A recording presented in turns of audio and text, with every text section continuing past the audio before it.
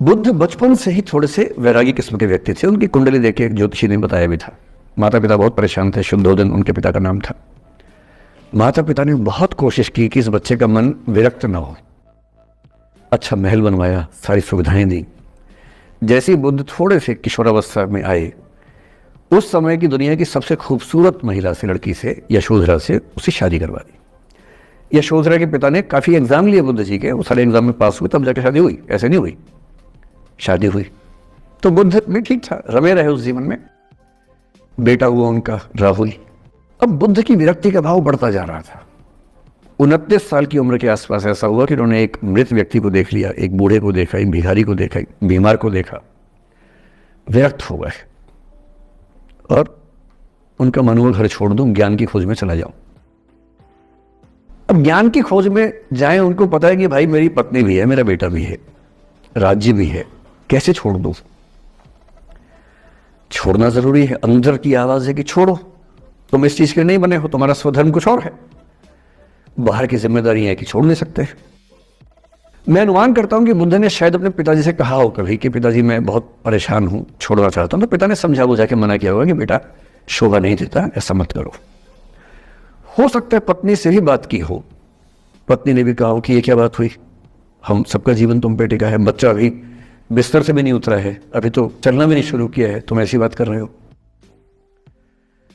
इसका जिक्र नहीं मिलता इतिहास में कि ये बात हुई कि नहीं हुई। और एक दिन बुद्ध ने तय किया और वो आधी रात को पत्नी और बेटे को सोता हुआ छोड़ के चले गए। इसको बौद्ध परंपरा में महाभिनिष्क्रमण कहते हैं, बुद्ध का अपने घर से निकल जाना। अब बुद्ध चले गए, लेकिन मैत्री शरणगुप्त यशोधरा के पर्सपेक्टिव से बुद्ध को देख रहे हैं। यशोधरा बहुत परेशान है, भाई पति चला गया है, बच्चे का पिता चला गया, मजाक थोड़ा है। राजा परेशान है कि उनका उत्तराधिकारी चला गया है।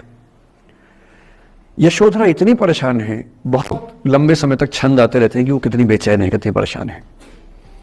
लेकिन यशोधरा की सबसे बड़ी परेशानी इस बात से नहीं कि बुद्ध चले गए, इस बात से है कि बिना बताए चले गए, भरोसा नहीं किया। और वो अपनी सहेली से कहती है, सिद्धि हेतु स्वामी गए, यह गौरव की बात। मुझे गर्व है कि मेरा पति इतने महान काम के लिए गया है। सिद्धि हेतु स्वामी गए, यह गौरव की बात, पर चोरी चोरी गए, यही बड़ा व्याघात। सखी वो मुझसे कहकर जाते, कह तो क्या वो मुझको अपनी पथ बाधा ही पाते, क्या मैं रास्ता रोकती उनका?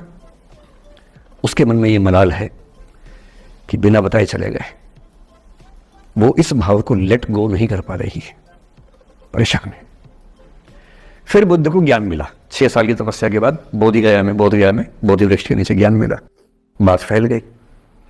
जो 5 शिष्य बुद्ध को छोड़ के भाग गए थे उनके बुरे वक्त में, उन्हीं 5 को बुद्ध ने सबसे पहले ज्ञान दिया सारनाथ में, जिसको धर्म चक्रावर्तन कहते हैं। बुद्ध की ख्याति बढ़ने लगी। शुद्धोदन ने बुद्ध के पास, अपने बेटे के पास कई लोगों को भेजा ये कहने के लिए कि भाई यहां भी तो आओ, हमसे भी तो मिलो। बुद्ध का ऐसा प्रताप था कि जो उनके पास जाता वो बुद्धं शरणं गच्छामि हो जाता, वापस ही नहीं आता। तो फिर शुद्धोदन ने बुद्ध के बचपन के एक दोस्त को ये कह के भेजा, भैया मैं जानता हूं तुम वापस नहीं आओगे, पर प्रभावित होने से पहले बोल देना कि पापा याद कर रहे थे।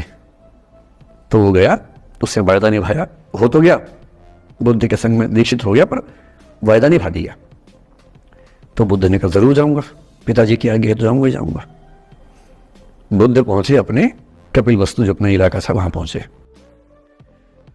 पूरे कपिल वस्तु में, नेपाल सिद्धार्थनगर से नेपाल जाएंगे तो नेपाल बॉर्डर पे कपिल वस्तु है। मैं देखने गया था वो जगह जहां बुद्ध पैदा हुए थे, बड़ा सुंदर स्थान है, आप भी जाकर देखिएगा अभी। तो बुद्ध पहुंचे रात को, एक धर्मशाला में रुके। अब वहां हल्ला मच गया कि राजा का बेटा धर्मशाला में। बुद्ध ने कहा भाई मैं देखो राजा का बेटा बन के नहीं आया हूं, मैं बुद्ध बन के आया हूं। सुबह उठ के भिक्षा मांगने लग गए उस इलाके में, अपने ही पिता के राज्य में। पिता ने सिर पीट लिया कि भाई क्या कर रहे हैं। फिर बुद्ध ने सूचना भिजवाई कि मैं बुद्ध हूं, बेटा हूं संयोग से, ठीक है मैं आ रहा हूं मिलने के लिए, पर मैं बुद्ध होके आया हूं, मेरी चर्या है, नियम है, मैं भिक्षा से ही जीवन जीता हूं। ठीक है, पिताजी ने कहा चल कोई बात नहीं। फिर बुद्ध गए पिता से मिलने, पिता से मिले, सबसे मिले, भारी सभा में। लेकिन यशोधरा नहीं आई मिलने के लिए, लेट गो नहीं कर पा रहे थे। उसके मन में दर्द था, छुप के क्यों गया, बता के जाता। बुद्ध ने पूछा पिता से कि यशोधरा कहाँ है, तो बोले कि वो कह रही है कि अगर बुद्ध मिलना चाहेंगे तो खुद ही मिलने आएंगे मुझसे, मैं क्यों जाऊंगी भाई, आत्मसम्मान भी तो कोई चीज़ है, मैं क्यों मिलने जाऊंगी। तो बुद्ध मिलने गए। सोचिए कमरे में यशोधरा बैठी है, राहुल साथ में। अब राहुल थोड़ा सा बड़ा हो गया है, 6-7 साल का है। बुद्ध गए हैं। अब आपके मन में आ रहा है कि बुद्ध वहां जाके बोलेंगे सॉरी मैंने गलत किया, I hurt you, I really feel sorry. बुद्ध है वो बुद्ध, वहां जाके क्या बोल रहे पता है, भिक्षाम देहि, भिक्षा दो। और यशोधरा कितनी महान महिला रही होगी, उसने अपने बेटे का हाथ बाप के हाथ में दे दिया। लेट गो का इससे महान उदाहरण दुनिया के इतिहास में नहीं है कि चलो आखिर तुमने आके झुक के कुछ मांगा तो सही। उसकी जितनी ईगो थी, अहंकार था, सब विगलित हो गया। और जो औरत परेशान थी कि मुझसे बिना बताया गया, उसने अपने बेटे को दे दिया कि इसको लेके जाओ, क्योंकि मैं जानती हूं कि तुम महान काम कर रहे हो, और तुम महान काम कर रहे हो तो मैं क्यों बीच में आऊंगी भाई, मेरा पति महान काम कर रहा है तो मुझे खुशी होनी चाहिए, और तुम्हारी उस खुशी में मैं क्यों पीछे हटूं। बस मुझे भरोसे में लेके जाते तो और खुश होती।